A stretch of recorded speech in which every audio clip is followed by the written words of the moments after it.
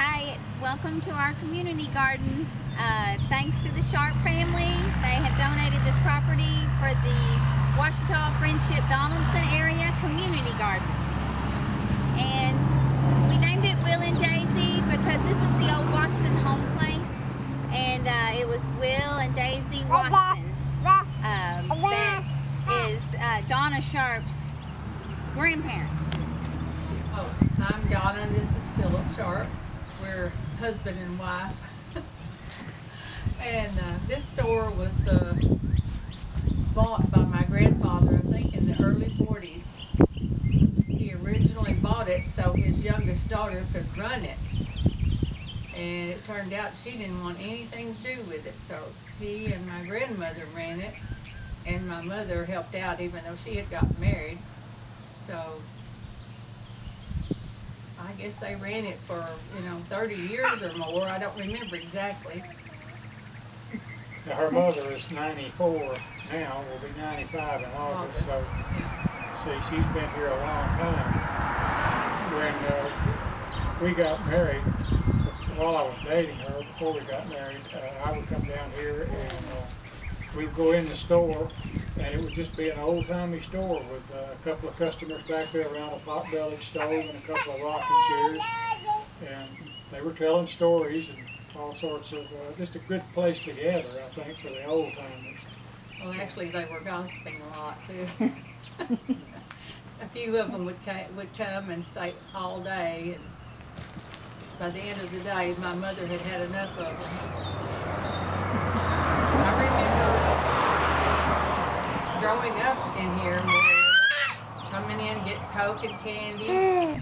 When we actually retired, we retired 16 years ago and moved back down here to kind of take care of the store was empty at that time, but I think it had changed hands a couple of times while we were away. And I don't know that they actually, I think they did run the store for a while, but then they had a lot more.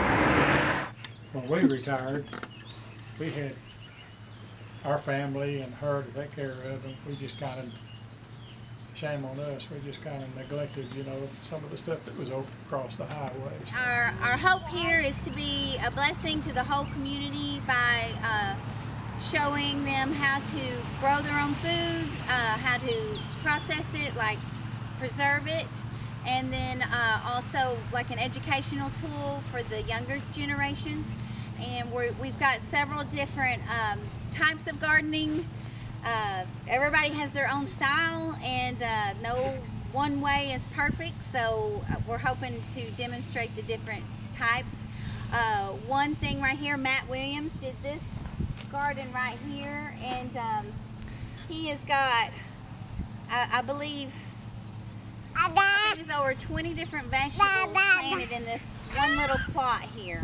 And he initially tilled it, and then he mixed up some potting soil and fertilizer with his dirt, and then put the black plastic down the rows that help cut out the weeds and everything. So, and then he also built a temporary hoop house that went over it, so that extended his growing season, where he could start in December, and then it'll extend it through the fall as well. He started out with his English peas early in the season. Like I said, he had the hoop house over it, so when we were still having frost in January and February, he had his English peas started, and now they're perfectly ripe, ready to eat, and they are delicious. Then he did his potatoes. He dug the ground a little bit deeper so that soil would be nice and mixed up and real deep. And he's got his potatoes, onions, broccoli, cauliflower, and then like the broccoli's already been harvested, so now it's ready to be pulled, and then he'll replant something there, a summer season something like okra or something like that. And this is really neat right here. He did his own little lettuce bed garden. He's got his different lettuce greens, and then he's also got his like cilantro down here and beets and things. So he kind of just did lettuce and little short rows, and then you can come out here and pick what you need for a salad. Grab you a red and green onion, and dinner served. And this is a little small raised bed that he did for just his carrots. And he mixed the soil so that there's no rocks in this, and this is all carrots growing. And their roots are going to be getting nice and big and deep. Then he made his trellis for his green beans, and he actually made a trellis for squash. So now his squash can grow up this leaning. And the reason why he leaned it over to the side is to get more room and sunlight in here. He's making the most out of his garden space. And then, of course, his corn rows, more bush beans, tomatoes, and down at the very last, he's got some thornless blackberries planted. And we're going to throw some blueberries in there too later. This, we have the raised beds. That's getting more and more popular every year. And it's a way you can help control weeds. You don't have to bend over as far. You can mix your dirt just the way you like it to make your soil real healthy. And usually if you have got rocky ground, that helps. Like carrots, they want no rocks in the ground when their root grows. If they hit a rock, they'll bend around it. So you really want, just pure soil for root crops and things as well. And we are going to begin with a layer of cardboard to cut out the weeds. And then we'll fill it. These are 12 feet long by 4 feet wide. We'll fill it with topsoil and dirt, fertilizer, and we've got 6 right now. There'll be more coming, but right now these 6 are for our elementary school. Each grade is going to have their own raised bed where they can plant whatever they want, and it'll actually be K through 6, so we've got one more for kindergarten coming, and then we're going to have more for the community where they can have their own raised bed. There's no fee or charge or anything. The only thing we ask is that they contribute their labor, maybe 4 hours a year per family. Same thing with our other garden here. All right, this is our layered garden, and some people call it lasagna because you do different layers. Ideally, there's not going to be any tilling, very little watering, and hopefully minimal weeds is the purpose of this garden. But you start out with a cardboard layer. You can use newspaper as well, but do a good thick layer of cardboard. And Rachel Bearden actually donated cardboard for our garden. And then you start layering your compost, your green material. You want any kind of old food scraps or mulch, leaves, anything like that. Just layer your garden real thick with that.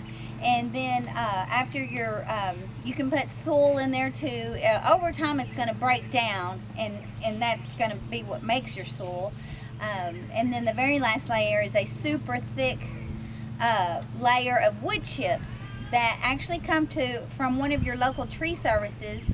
And the reason why you want it from that place opposed to going buying bags at Walmart is because it still has the green in it. You want the green, fresh, live trees cut into wood chips, because that will go through a heat. It will decompose. You want it to cook down, and that gets that composting started. And then before you know it, you've got worms and which are really good for the soil, and you've got your natural funguses and stuff, and it's just its own little organic habitat, and it's the best, healthiest way. But anyway, the wood chips also hold in moisture, so you don't have to water as much. And then hopefully if you get it thick enough, you won't have to weed very much either. But as it breaks down over time, you just keep adding more. If you would like to get involved with our garden, we have started a Facebook page, and it's called Will and Daisy Community Garden. And just message there, or you can come out anytime you would like to. Bring the family out, show the kids, pick fresh vegetables to eat. There's always things that need weeding and cleaning and clearing. And once the big garden's ready for planting, we'll put out messages for people to get involved there. And then if you would like a 12 by 12 space in the garden, we'll section you off at your own area for your family. No charge whatsoever. Just we ask that you come and participate and help with the garden. We are so grateful and thankful for the Hot Spring County Conservation District for a grant that they blessed us with, and which made it a great opportunity for us to do a lot of other things that we were wanting to do. We're going to have a fruit orchard. We're going to have blueberries. We're going to have a butterfly garden as our pollinator, and we're getting a hoop house. And so we are very grateful and thankful for Rachel Bearden and Bob Fowler for this grant.